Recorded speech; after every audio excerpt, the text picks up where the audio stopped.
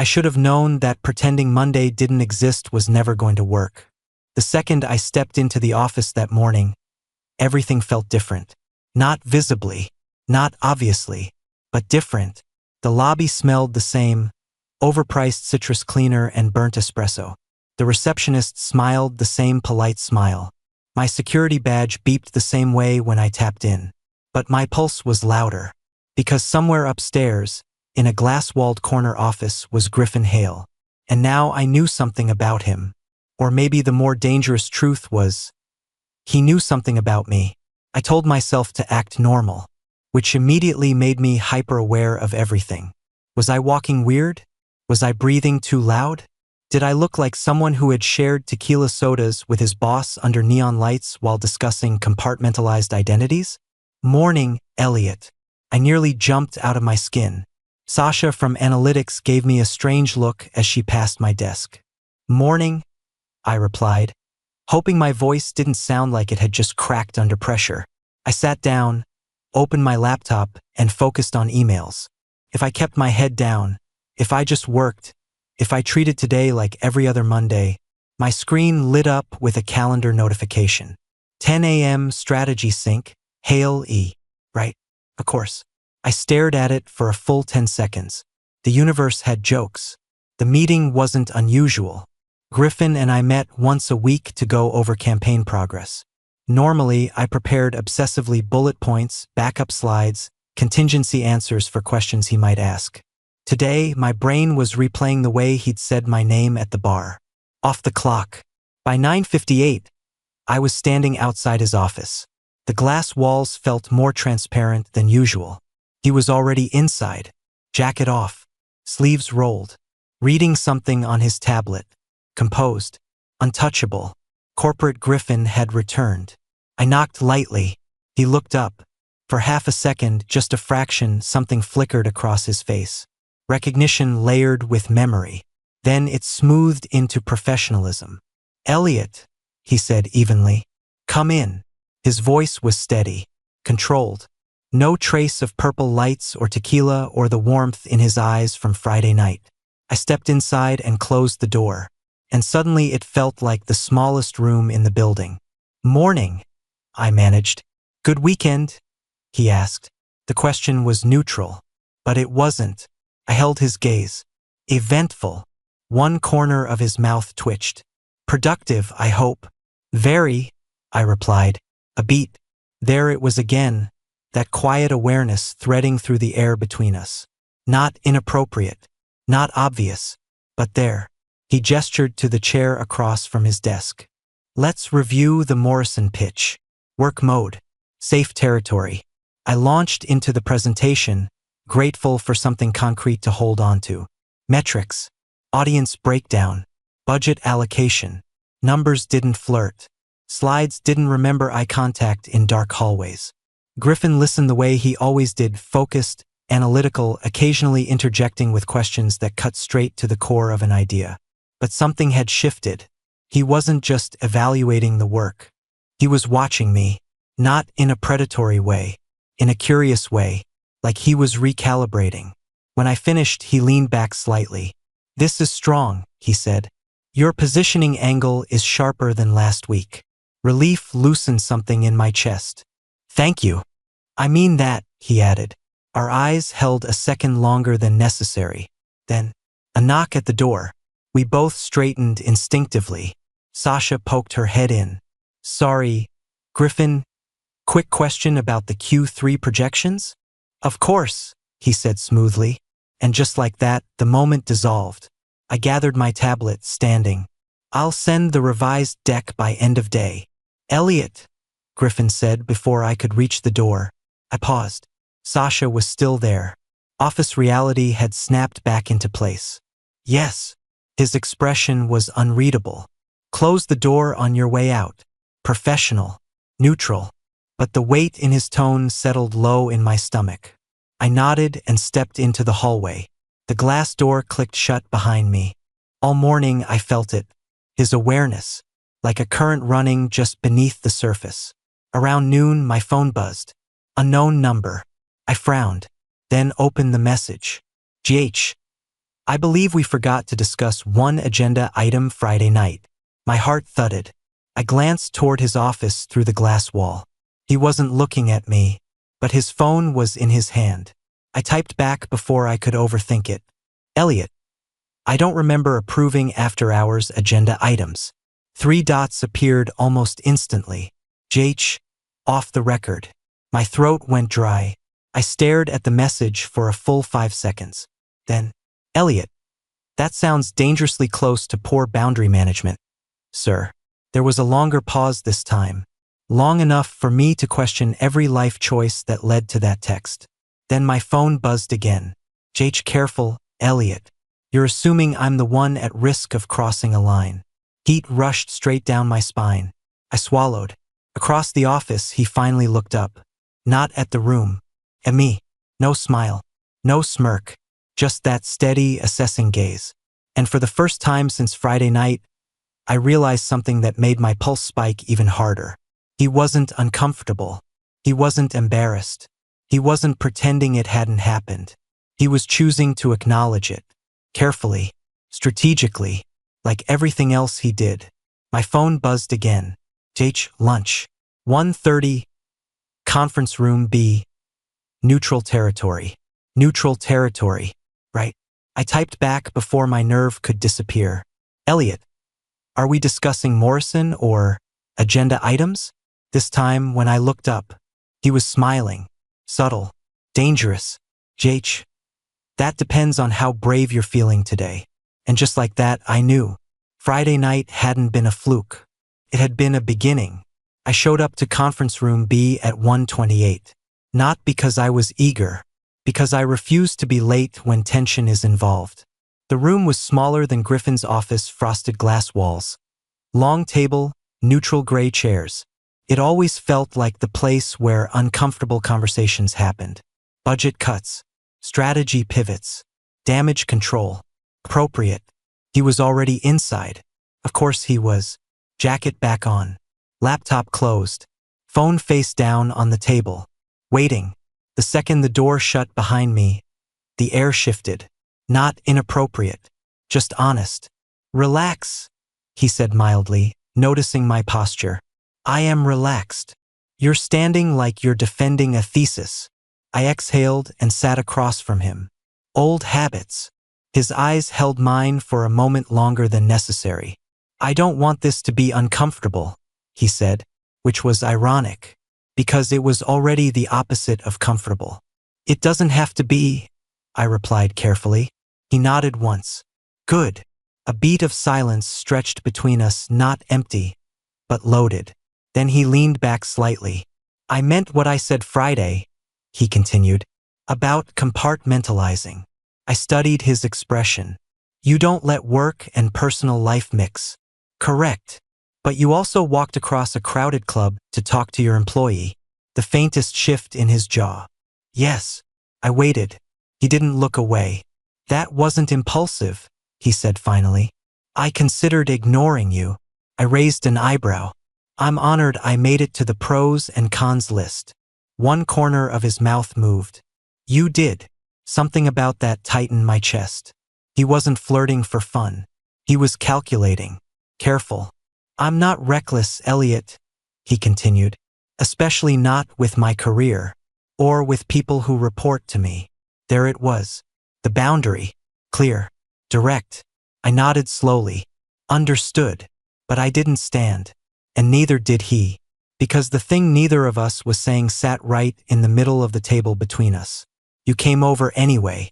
You asked if anyone at work knew, I said quietly. His expression sharpened slightly. No. And do you want them to? No. The answer was immediate. Honest. Not ashamed. Strategic. I let that settle. Then this isn't just about HR, I said. His gaze flicked to mine. No, he admitted. There was something different in him now, not boss, not executive. Just a man who had decided to say something real. When you're in leadership, he said slowly, you become a symbol whether you want to or not. Stability, predictability, control. And being openly gay threatens that? In certain rooms, he said calmly. Yes, I hated that he was probably right. Corporate inclusion was glossy in brochures, less so in board meetings. So what are we doing right now? I asked. He didn't answer immediately, and that pause told me everything. I don't know yet, he said finally. Honest again. That did something to me. Because Griffin Hale did not operate in I don't know. And you? He asked. The question landed heavier than I expected. What about me? You're not NAPEVE, he said. You understand the implications. Of course I did. Office rumors moved faster than data reports. And power dynamics weren't just theoretical, they were real. I wouldn't jeopardize my job, I said evenly. And I wouldn't jeopardize mine. Another pause. Charged. Measured. So, I said carefully, this is the part where we decide whether Friday was situational. His eyes darkened slightly. Was it? The way he asked it wasn't teasing. It was deliberate. My pulse picked up. No, I admitted. The word hung there between us. Steady. True. He exhaled slowly, almost like he'd been waiting for that. Good, he said quietly. The single word sent heat straight down my spine. Then he leaned forward, forearms resting on the table. Let's be clear, he continued. If anything happens, anything, it will not impact your role here. You will never receive preferential treatment. And if at any point you feel uncomfortable, this stops. I blinked. That wasn't what I expected. He wasn't positioning himself as powerful. He was leveling the field. I appreciate that, I said softly. I need you to understand, he added, voice lower now, that I respect you, professionally first. The way he said first made my stomach flip. And second, I asked before I could stop myself. His gaze held mine.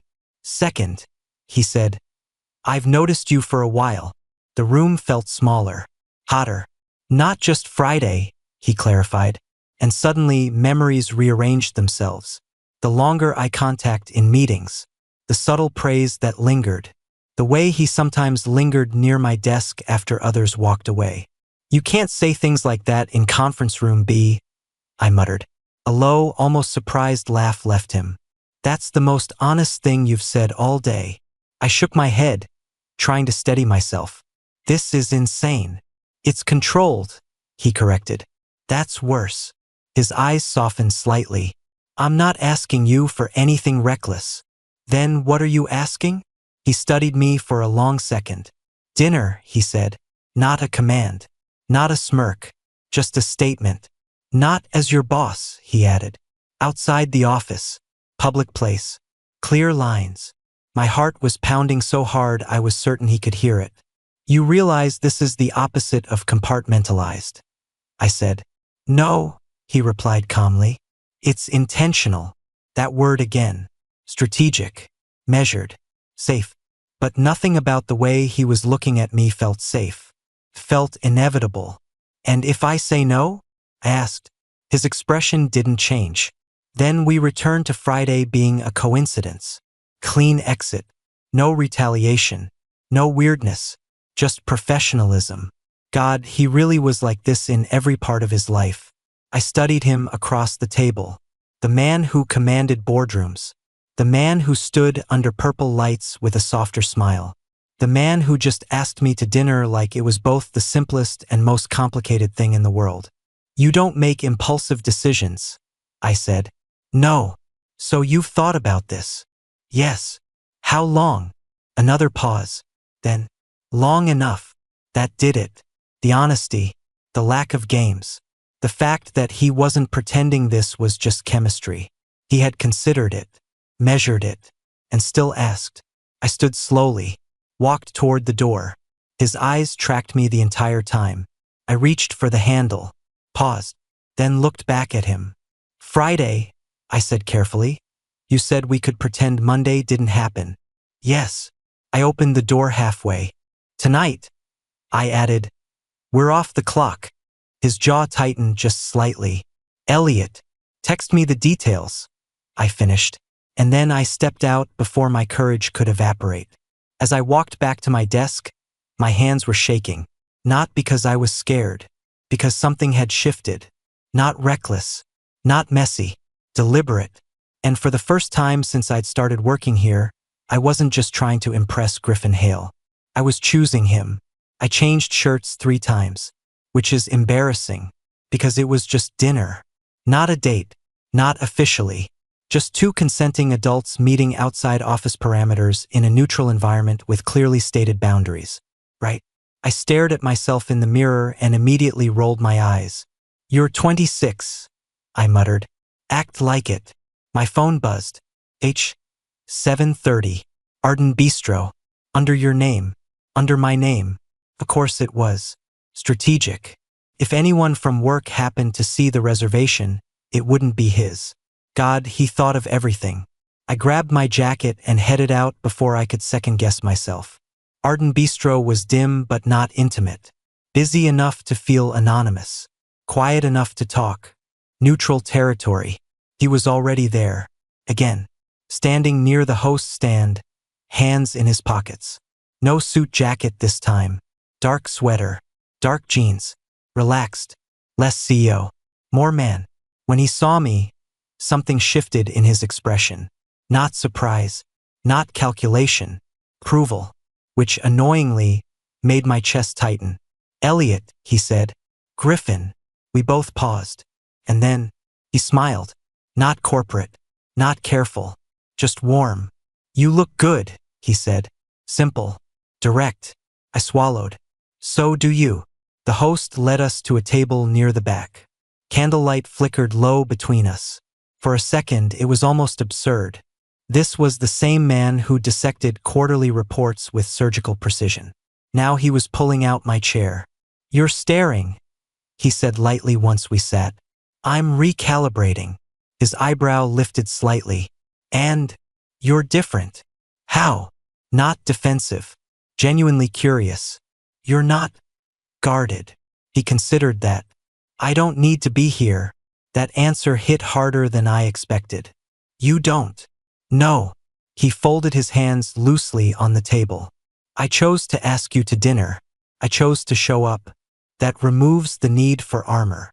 I leaned back slightly. "That's a dangerous thing to say." "Why?" "Because now I know you want to be here." His gaze held mine. "I do." There was no power dynamic in that moment. No hierarchy. Just intention. The waiter interrupted to take our orders, and the break in eye contact almost felt like surfacing for air. When we were alone again, the tension returned, softer now, but deeper. "Tell me something," he said. About you. Something I don't already know from performance reviews." I huffed a quiet laugh. "You read those closely?" "I read everything closely." Of course he did. I thought for a second. "I almost didn't take this job." His expression shifted slightly. "Why?" "I had another offer. Smaller agency. Less pressure. But this place scared me." "And that made you choose it?" "Yes." A faint smile touched his mouth. "That tracks." "What does?" "You don't avoid pressure," he said.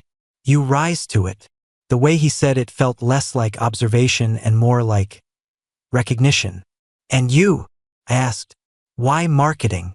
He leaned back slightly, considering. "My father was in finance. Very traditional. Very structured. I could almost picture it. Marketing felt flexible. Strategic. But creative. And being openly gay didn't feel flexible." His jaw tightened just slightly. "No." There it was again. Not shame, but history. "Was it bad?" I asked quietly. "At home," he clarified. I nodded. A small pause. "It was managed." That word again. Managed. Meaning it wasn't celebrated. But it wasn't disowned either. Conditional tolerance. I understood that more than I wanted to. "And work," I pressed. "Work rewards predictability. And you're predictable. In most things." The way he said that made heat rise in my chest. "In most," I echoed. His eyes darkened slightly. "I didn't plan on meeting you under purple lights." I smiled despite myself. "You're really stuck on the lighting." It changed the context. It revealed something, I said. Yes. A beat. And what did it reveal? I asked. He didn't look away. That I'm tired of splitting myself in half. The honesty in that knocked something loose in me. This doesn't fix that, I said gently. No, he agreed. But it's a start. The food arrived, grounding us briefly in something normal. We talked about safe things at first. Travel, books, the worst client presentations we'd survived. I meant what I said earlier, he said quietly. About respect. I know. If this becomes complicated, it already is. A faint exhale of amusement left him. Yes, but I mean structurally complicated. You'll end it. It wasn't an accusation, just logic. He studied me carefully. If it threatens your career, he corrected. Something in my chest eased at that. And if it threatens yours? I asked. He didn't hesitate. I can handle my career. The confidence wasn't arrogance. It was fact. We finished dinner slowly, neither of us rushing, neither of us pretending this was casual. When the check came, he reached for it. I stopped him. You asked me, I said. Yes. And you're my boss. Not here. I held his gaze. A small challenge. After a second, he let his hand fall back. I paid. And the look in his eyes when I handed the card over? It wasn't irritation. It was approval. Outside, the air was cold, sharp, real. We stood on the sidewalk for a moment, neither quite stepping away. This is the part where we establish next steps, he said lightly. Of course it is. No favoritism. Obviously. And no ambiguity. I raised an eyebrow. Define that. If I want to see you, he said quietly, I will ask. My pulse jumped. And if I say no, I'll accept it. The simplicity of that nearly undid me. And tonight? I asked. His eyes moved over my face. Not invasive, just thorough. Tonight, he said, voice lower now. I'd like to walk you home. The city noise hummed around us. People passed. Cars moved. But the space between us felt suspended. That sounds dangerously like a date, I said. It is. No hesitation. No hedging. Just truth. And something inside me, something that had been cautious and analytical and hyper-aware of consequences, finally went quiet. Okay, the walk to my apartment wasn't long, which was unfortunate, because the longer we walked, the more natural it felt. That was the dangerous part. Not the tension, not the attraction, the ease. We kept a polite distance at first, half a step between us, hands in our own pockets. The city buzzed around us, Friday night energy spilling out of bars and restaurants. Do you always overthink things this much? He asked casually. Yes. A small huff of laughter escaped him. I've noticed. Of course you have. He glanced at me. You analyze rooms before you enter them. That's survival. That's strategy. Same thing, I replied. He didn't argue. We reached a crosswalk and stopped. The light turned red, casting everything in a muted glow. He looked different out here. Less sharp angles. More depth. You're quiet, he said. I'm recalculating. Again. Yes. About what? I exhaled slowly. About what happens if this goes wrong. He didn't deflect that. Fair, he said. And pressed. And I think we're both careful enough that it won't. The light changed. We crossed. That's confidence, I said. That's assessment. God, he really was like this in every environment. When we reached my building, I slowed instinctively. There it was. The line. The natural end of a first date. We stopped just outside the entrance. Streetlight above us. Cold air. Muted traffic. This is me, I said unnecessarily. He nodded once. Silence settled. Not awkward. Just waited. I had a good time, he said. Not charming. Not rehearsed. Just direct. So did I. Another beat. I meant what I said, he added quietly. No ambiguity, right? So I'm going to ask you something clearly. My pulse jumped. Okay. His eyes held mine steadily. May I kiss you? No games. No assumption. Just permission. The fact that he asked did more to me than if he'd just done it. Yes, I said. Cars still passed. Someone laughed across the street. But the center of gravity shifted. Because this wasn't fantasy. This was real. When he pulled back, it wasn't abrupt. Just enough to look at me. "You're thinking again," he murmured. "Shut up." A quiet laugh escaped him. "I've wanted to do that for a while." My stomach flipped. "How long is a while?" His jaw flexed slightly. "Since you argued with me in the Henderson meeting." I blinked. "That was 6 months ago." "Yes." "You're telling me you've been." "Yes." The simplicity of it hit harder than anything else tonight. "You hid that well. I don't mix impulse with leadership. But you're mixing something now." His eyes darkened just slightly. "Yes." The air between us shifted again. Softer, warmer, more dangerous. "Come upstairs," I said before I could overanalyze it. The words hung there. He didn't move immediately. Instead, he studied my face.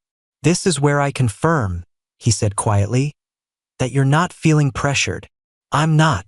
Not because I'm your boss. No. Not because this feels intense. It feels intentional." Something in his expression softened at that. "Okay," he said. We stepped inside together. The elevator ride was different. The doors opened on my floor. We walked down the hallway. I unlocked my door. And suddenly my apartment, which had always felt comfortably mine, felt exposed. Personal. He stepped inside slowly, glancing around. "It's exactly how I pictured," he said. "Neurotic but organized?" "Intentional," he corrected. I closed the door behind us, and the click of the lock echoed louder than it should have. We stood there for a second, facing each other. No office, no public street, no neutral ground, just us. "You're still evaluating," he said softly. "Of course I am." I stepped back first, giving him space to move further inside. He slipped off his shoes neatly by the door without being asked. Of course he did. "You want a drink?" I asked, mostly to steady my own pulse. "Water's fine." I disappeared into the kitchen for a moment, gripping the counter while my heartbeat tried to recalibrate. This was real. Not club lighting. Not candlelight. Not sidewalk tension. My apartment. My choice. When I came back, he was standing near the bookshelf, scanning the titles. "You alphabetized," he said without turning around. I said, "Don't judge me." "I'm not judging," he replied calmly. "I'm impressed." I handed him the glass. "You don't have to perform calm for me," he said quietly. "I'm not performing. You are." That almost made me laugh. "Occupational hazard," I said. His gaze softened slightly. "You're safe here, Elliot." That did something to me, because he wasn't talking about my apartment. Morning light filtered through the curtains, turning everything quiet and pale. For a few seconds, I just lay there, staring at the ceiling, letting the reality settle. Without the structure of his usual composure, he looked younger somehow, less defined by expectation. A faint crease between his brows remained, like even sleep couldn't fully erase the weight he carried. I wondered when the last time was that someone saw him like this, unobserved, unperforming. My movement must have shifted something, because his hand tightened slightly before his eyes opened. There was a brief second of disorientation, then recognition, then something softer. "Morning," he murmured, voice rough with sleep. "Morning." Silence stretched between us, but it wasn't awkward. It felt like the kind of quiet that only exists after something meaningful happens. "You're staring," he said, eyes still half-lidded. "You look different." A faint smile touched his mouth. "I hope that's not negative feedback." "It's not." He shifted onto his back, staring up at the ceiling. Another pause. "Do you regret this?" he asked. Direct. Of course. I didn't hesitate. "No." He exhaled slowly, not dramatic, but noticeable. "Good," he said. I turned onto my side, propping my head on my hand. "You?" His eyes flicked to mine. "No." That answer carried weight. Not relief. Certainty. The room filled with quiet again. Morning sounds filtering in from outside, distant traffic, someone walking a dog, the low hum of a city waking up, reality approaching. So, I said lightly, this is the part where we figure out how to exist in daylight. A quiet huff of amusement left him. Yes. He rubbed a hand over his face, thinking. Nothing changes professionally, he said. I know. But personally, he added, glancing at me again, something did. It wasn't romanticized, just factual. And somehow that made it more meaningful. I'm not expecting declarations, I said. His eyebrow lifted slightly. That's good, because I don't make them impulsively. I smiled. I gathered. A beat. But, he continued, voice quieter now, I would like to see where this goes. There it was. Not a promise. Not a plan. An intention. That sounds reasonable, I replied. Reasonable isn't usually how people describe this kind of situation. Most people aren't us. That earned a real smile. The kind that lingered. We eventually got up, slow, unhurried movements that felt almost domestic in a way neither of us acknowledged out loud. Coffee brewed. Windows opened, and the strangest part was how normal it felt. He stood in my kitchen, sleeves pushed up, sipping coffee while scanning the skyline like this was simply another version of his life. Maybe it was. Maybe the compartment wasn't breaking. Maybe it was expanding. You're quiet again, he said. I'm thinking about Monday. His mouth twitched slightly. That feels inevitable. It does. A pause. Are you worried? He asked. I considered it honestly. A little. He nodded once. That's appropriate. You? Yes. That surprised me. You get worried? I assess risk, he corrected. I laughed. Of course. But then his expression softened. This isn't a risk I dismiss. The honesty in that lingered. We stood there in the quiet for a moment, coffee cups in hand, morning light spilling across the floor, and the weight of what we'd started settled gently rather than heavily. Not overwhelming, just real. Eventually, he set his cup down. I should go, he said. It wasn't abrupt, just acknowledgement. I walked him to the door, and suddenly it felt familiar, like we'd done this before. We hadn't, but it felt like we would again. He paused at the threshold, looking at me in that steady way that always felt like being fully seen. Dinner again, he said. Soon. Not a question, but not a command either. Text me, I replied. A small smile. I will. I'm glad it was you, he said quietly. And before I could overanalyze that sentence into oblivion, he stepped into the hallway. The door closed softly behind him. I stood there for a moment, apartment quiet again, coffee cooling on the counter, sunlight fully awake now, and the realization settled slowly, like something unfolding instead of crashing. Nothing had exploded, nothing had fallen apart, but something had begun. And Monday, for the first time since I'd started this job, wasn't something I was bracing for. It was something I was curious about, because somewhere between purple lights, conference rooms, dinner tables, and quiet mornings, Griffin Hale had stopped being just my boss and started becoming something far more complicated, something intentional, something unfinished, something that was only just beginning.